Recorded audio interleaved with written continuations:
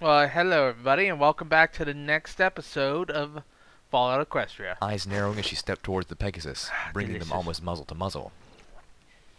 You know, sometimes I think the reason you didn't have as much trouble with those cannibals as we did is because you like meat, and you don't see eating ponies as very far from eating a rad hog. Go fuck yourself. Calamity whinnied back, eyes narrowing in return. And sometimes I think the reason you stable folk get all uppity about eating meat is because you can't see it as being more than a step away from eating ponies. So much for eating. I watched helplessly as the two lovers glared at each other. Ponies are supposed to be vegetarians. Go fuck Eating yourself. meat is a perversion. Every time you do it, you let the wasteland win a little. Nonsense, it's survival, Calamity countered. Hell, even eating ponies is a victimless crime. After all, they're dead. They don't care. It's only when pony folks start killing other ponies, like the bastards in Abu did, that I reckon they done anything wrong. Oh my god! Calamity has... Okay, cat! You knew! You knew! Calamity, I'm weirdly on your side here. More glowering. The air between them was so tense I was waiting for something to explode, giving equal odds to them shooting each other or kissing. Finally, Velvet Remedy suggested in a low voice, Let's say we back away and just go to the next building before one of us says something he will regret. I reckon y'all say something you'll regret first. On the contrary, Enough! I shouted, unable to take the tension. I magically scooped up the uneaten food and dumped it into my saddlebags. seriously, both of you. I stomped. Come on, we're moving to the next building. Calamity, you're in front with me. Velvet, you're in back, I grumped, floating up all of our weapons and supplies. Goddesses, I can't take you two anywhere, can I? Firelight landed on Steel's battle saddle. I swear that bird was laughing. Shit. We were halfway between the Ministry of Peace and the Ministry of Arcane Sciences when the Alicorn spotted us. She was standing on the roof of Twilight's ministry, staring down into the walk below. At first, I had mistaken her for a carved statue. The whole ministry building had a vaguely Alicorn motif. The knight on the ministry walk chessboard. The dark blue stone was probably meant to honor Luna. The wall that encompassed the base of the building was of smooth marble with silver inlays and embedded diamonds in the form of constellations.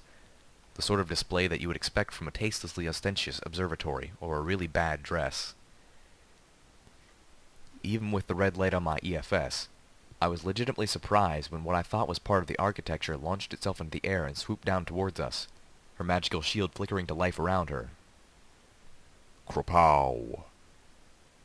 I collapsed, clutching my ringing ears as the shot from Spitfire's thunder pierced the Alicorn's shield and tore through her neck, splattering her blood against the inside of her shield behind her. Calamity's the best. The shield flickered out as the Alicorn plowed into the ground at our hooves. Velvet Remedy moved to me, dipping her head to nip my barding, helping me back to my hooves.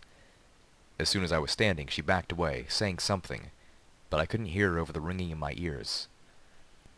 Comprehending my blank expression, she pointed a hoof up at the field of Ministry Walk.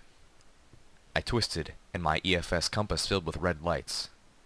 The shot had brought a lot of attention. Alicorns were beginning to look this way, a few of them already taking flight. Steelhooves galloped past us, ignoring the ministry buildings completely, firing missiles and rapid-fire grenades at the clusters of alicorns. Kill The them field of Ministry all. Walk erupted in dirt, smoke, and flame. Krapow! Krapow! Calamity fired Spitfire's thunder as quickly as the massive weapon would allow, taking aim at the shielded alicorns while Steelhooves dashed through the thick pink pool, tearing apart those too slow to react with his patented level of massive overkill. One of the alicorns on the far side of the pink water reared up. I'll bring the head of the Pegasus to Nightseer myself. She launched into the air, her shield sparkling to life around her. Wait, what the fuck's she say? You what now? Calamity asked indignantly, his muzzle still biting down on Spitfire's thunder. Krapow! The shot passed through the heart of the flash of light where the alicorn... I thought Spitfire's thunder was a machine gun. This makes it sound more like a rifle. alicorn had been in eye blink before. In the same instant, the dark purple monster appeared in another flash, right behind Calamity. I charged, Velvet Remedy galloping beside me as I fired Little Macintosh, the bullets sparking as they ricocheted off the alicorn's shield. The alicorn's horn glowed. I slid to a stop, gasping as I watched blood from the crashed alicorn corpse beside Calamity float up, wrapped in the purple alicorn's magic, and begin to take shape. Calamity spun around, but the alicorn was too close. The barrel of Spitfire's thunder struck the shield, knocking out of Calamity's teeth. Velvet Remedy skidded to a stop, pressing her glowing horn against the alicorn's shield as she cast her anesthetic spell, the ball of light manifesting just inside the shield and striking the alicorn. The alicorn collapsed inside of her shield, her body paralyzed, but her magic still unhindered. The blood from the dead alicorn next to us solidified into a ruddy blade. The blood sword flew at Calamity. He reared back, the blade slicing past him, leaving a shallow cut below his neck that wept blood. I could hear the whoosh of Steelhooves' rockets, and the continuous thunder of his grenade machine gun. From the sound, he had switched to high explosive grenades in an effort to beat down the alicorn's shields. The blood sword circled around, diving for Calamity's face. My Pegasus friend clamped down on the bit of his battle saddle, firing. The sword burst as he shot it out of the air. "Y'all run on ahead," Calamity shouted. "I've got this one." He kicked up Spitfire's thunder and snatched the muzzle bit in his mouth. The paralyzed alicorn looked up at him from inside of her shield, eyes widening. Krapow. Velvet Remedy urged me towards the Ministry of Arcane Sciences, then began galloping towards it herself. I quickly followed, Calamity covering our backs, and Steelhooves. Well, Steelhooves seemed to have forgotten the rest of us completely. He was just being the mighty alicorn hunter, steel-armored scourge of monsters in the Equestrian wasteland. Man, he must have gotten some Calamity of that psycho. spun as two more shielded alicorns dove out of the darkening pink sky. He lifted Spitfire's thunder, taking aim. Click. Aw, crap. Calamity's eyes widened. Deciding there was no time to reload, the Pegasus turned tail, flying after us. The two alicorns swooped over the pool, their shields skimming the pink water. They swerved broadly around Steelhooves, giving him a wide berth. Steelhooves tried to turn towards them, but he was far enough into the Ministry Walk's reflective pool that the watery pink sludge was impeding his movement. The alicorns left him behind, chasing after Calamity.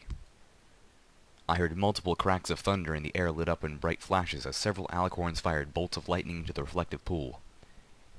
Steelhooves let out a deep-throated scream as arcs of electricity lashed over his armor, then collapsed into the water, vanishing beneath it.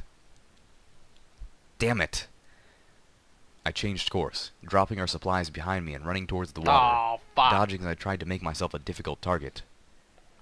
I searched for Steelhooves with my EFS, but there was no light. Either he was dead again, or the supersaturated pink water was impairing my Pitbuck's targeting spell. Probably both. A wing of alicorns took flight, soaring over the violently sundered corpses of several of their sisters. A fourth cast another lightning bolt, the flash momentarily blinding me. I could feel heat and smell ozone as the bolt ripped through the air less than a yard from my body. I reached the edge of the pool and jumped, wrapping myself in magic and telekinetically flying over the pool, swerving as much as I could while keeping my head down, looking for any trace of our fallen metal paladin. If I could just spot him, I could wrap him in a levitation field and... My head exploded, my horn feeling like it had cracked apart. Even as I screamed, I knew there was a broadcaster hidden in the water. I dropped, all four hooves splashing down into the thick pink sludge before I caught myself. My head was splitting from the effort. God damn, these my fucking horn things. felt like it was trying to screw itself into my head. Man, Lil Pip, you're going to suffer a brain hemorrhage at this rate. You don't even need to stay in the broadcaster radius. The amount of it happening to you continuously is probably just going to kill you from a brain hemorrhage, even if you get outside. 'Cause, like, what the fuck? I was certain that the necromantic energies were somehow focusing on the source of my magic. I had to find the broadcaster and get rid of it. No, I had to get up. I had to get away. I noticed somehow, awareness, that the alicorns were holding back. This was the same spot the others had veered around before. I had thought they were avoiding Steelhooves, but even as I screamed in agony, I realized, be smart, that they had been avoiding the broadcaster. I could feel a new agony, a terrible burning in my hooves and legs. My magic imploded, and I dropped into the viscous pink pool with a splash. Now my whole body was burning. I clamped my muzzle shut, thrashing involuntarily from the pain. If I drank it, even a little, I was surely dead. I forced myself to focus past all the pain. I no longer wanted to get myself away from the pink pool or the broadcaster. I could no longer comprehend moving. Now, in utter desperation, I tried to get them away from me.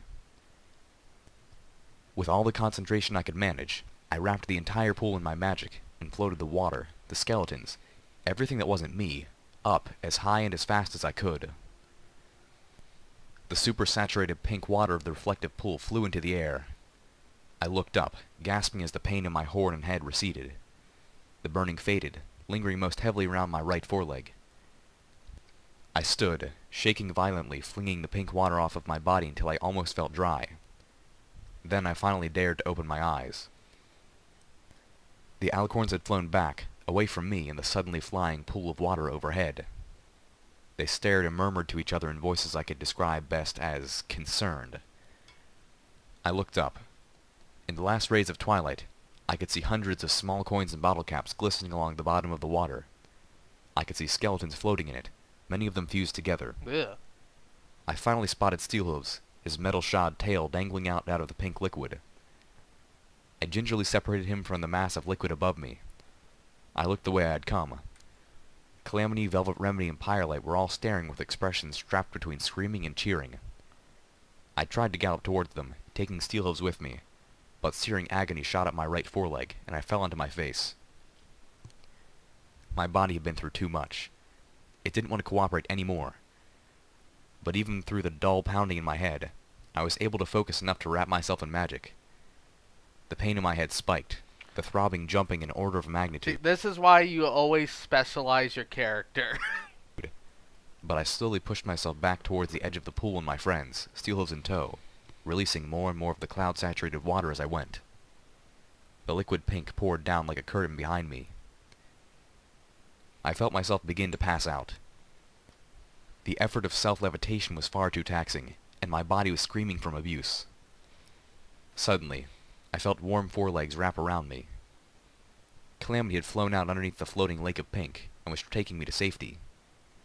He soared over the edge of the pool just as my spell collapsed completely. I heard Steelhooves drop onto the field with a metallic thump. Velvet turned and galloped towards him, her horn glowing. Calamity didn't stop, flying towards the entrance of the Ministry of Arcane Sciences. "Hold on, little Pip," he encouraged as he flew through the front doors, and was gone. I felt a moment of freefall. I think I even felt myself hit the floor. Then, blackness. The yellow-carpeted floor raced under my feet. I could feel my nerves on edge. I found myself trapped in a small, utterly alien body as it darted between the hooves of scrambling, panicking ponies. A constant rumbling thunder filled the air, mingling with cries and shouts from the ponies I was scampering through as I raced down the aisles between a city of cubicles. A magenta pony spilled a shower of papers in front of me as she fled the room. One of the sheets slapped me in the face as I barreled through them. I made it through the offices and found myself charging down a huge curving hallway, my little heart pounding in my chest. I heard a mare screaming from beyond a set of mahogany double doors. The voice was filled with rage and tears. How could they? How could they do this? Huh? I dashed for the little door built into the bottom of the larger one, a little door just my size. They've ruined everything. They've killed everyone. The meeting room looked like it had been hit by a tornado. And it really had. A yellow and pink tornado in the form of Fluttershy. I burst into the room just in time to see her hurl a terminal through the glass of the seemingly gigantic picture window, shattering a large hole in it. The sound of impossible thunder amplified. Outside the window, I could see the sky shimmering and rippling with explosions as Zebra missiles pounded against the princess's shield. Each impact brought a flash of fiery light Oh, splashing it's a memory against orb. the shield, Oh, shit. the surface rippling outward Oh, like I was water around a confused. dropped rock. Fluttershy stood on the table, shaking, stomping. Her face streamed with tears and contorted in rage. She looked around for something else to throw, something else to break. I gave them life. And they... I knew this room. I had just been here. Wow. The window had already begun to repair itself, the shattered hole growing smaller as the spiderweb of cracks thinned and shrunk. Ministry magic. The building was alive. It healed. I leapt up onto a chair and from there onto a table, rushing to Fluttershy's side. Your angel! I... The poor Pegasus sobbed horribly, trembling on the verge of collapse. I did this. It's all my fault. I reached Fluttershy, wrapping myself around a forehoof, hugging her tight and trying to comfort her. Oh. She looked down at me, and I felt her tears splash onto my forehead. Oh. No. Angel, what have I done? Every pony, all the helpless little critters, they're all going to die. And it's all my fault. Fluttershy toppled onto the table, burying her face and wailing. Beyond her, I saw that fateful writing, communally assured reciprocal existence. I held Fluttershy, stroking her anxiously, trying to help and feeling terrible in general.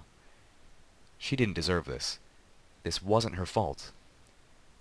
Outside, the pounding thunder and violent light show continued unhindered. With a bang, the second set of mahogany doors at the front of the meeting room slammed open, and a white unicorn burst into the room. Her gorgeous purple mane and tail looked frazzled, and a beautiful saddle purse hung next to the 3 diamonds of her cutie mark. Fluttershy! Rarity called out, looking around and spotting the crumpled, weeping Pegasus. Oh goodness. Rarity trotted up hurriedly. Fluttershy, darling, we have to go. She prodded at the sobbing, broken Pegasus. We only have half an hour before they're supposed to seal up Stable 1. We need to get inside. I couldn't tell her that it was already probably too late. Just leave me behind. Fluttershy whimpered. You go, Rarity. Save yourself. I deserve to die. Rubbish. Rarity put her forehoofs under Fluttershy's head, lifting her tear-streaked face. You deserve to live. Probably more than the rest of us. I won't let you die here. Rarity? A tear dripped down one of Rarity's cheeks. I love you, Fluttershy, and I'm not going to let you stay. Rarity smiled softly, but her voice brooked no argument. Now, you pull yourself up and come with me, or I'll drag you all the way with my teeth. I looked between Fluttershy and Rarity, one paw still petting the yellow Pegasus gently. Whoomp! All 3 of us turned to the window. It had almost repaired itself, the new hole the size of a baseball. Outside, the shield continued to fluctuate under the massive fiery barrage. Then we saw it. A thick pink mist rolling over the city. It consumed block after block, flooding down the alleys and boiling over the tops of buildings. Rarity let out a gasp as the thick pink mist splashed against the towering Ministry of Image, breaking around it as the same wave of pink rolled over the Ministry of Arcane Technology, drowning it completely. I blinked, and the ministries on the opposite end of Ministry Walk were gone. Then the trees were gone. The pink cloud washed over the grassy park, the reflecting pool, and all the terrified, panicking ponies below. The wall of pink rushed at us. The park was gone. Rarity gasped again, this time spotting the hole in the window. She threw herself towards it. The trees were gone. Rarity slammed a forehoof over the hole. The wall of pink hit the Ministry of Peace. There was nothing outside the window anymore. The cracks that remained in the window began to warp and melt, fusing together. Rarity groaned in pain, but she held her hoof firm against the hole, not letting the cloud get inside. Rarity? Rarity's eyes opened wide. She gazed at the window, whispering with a low tone of comprehension. This is necromantic. Rarity turned to Fluttershy, who was staring at the window in horror. Forget Stable 1, Fluttershy. I'm getting you to safety. With that, she focused, and her horn glowed. A flash of light burst around Fluttershy, and the yellow Pegasus was gone. I felt the worry and anger etch across my face. I scampered up to Rarity and kicked at her. She looked down at me, her horn glowing again as she opened her saddle purse. Don't worry, Angel. I've sent her someplace safe. I kicked at her impatiently. Ow. Okay, I sent her to Zecora's hut in the Everfree Forest. Well, at least I got her very close to it. The zebras are attacking pony population centers. There are no ponies in that forest, so it's the only place I'm sure they will not attack. She smiled as she drew out a memory orb. Don't worry, Angel. I'll send you to her. But first, I need to leave a message for Twilight. Rarity stared down at me. Twilight, darling, I've sent Fluttershy away, and if I can, I'll be going too. I don't want you teleporting around town looking for... Oh, this is bad. Rarity faltered. I could see even this small contact with the pink cloud was beginning to kill her. Don't look for us. Don't stay in Canterlot. But there is... Ooh. Rarity thudded against the window weakly. Her hoof would have dropped away, but it couldn't anymore.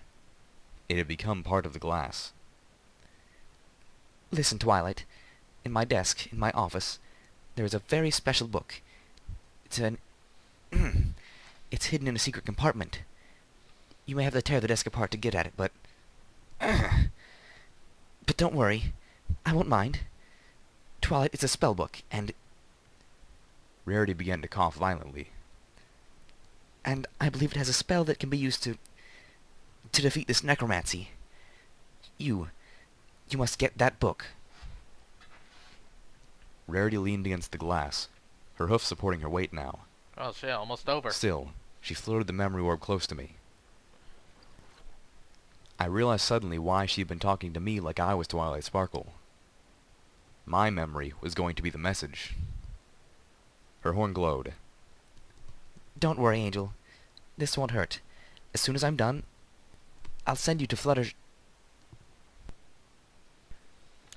Well, shit.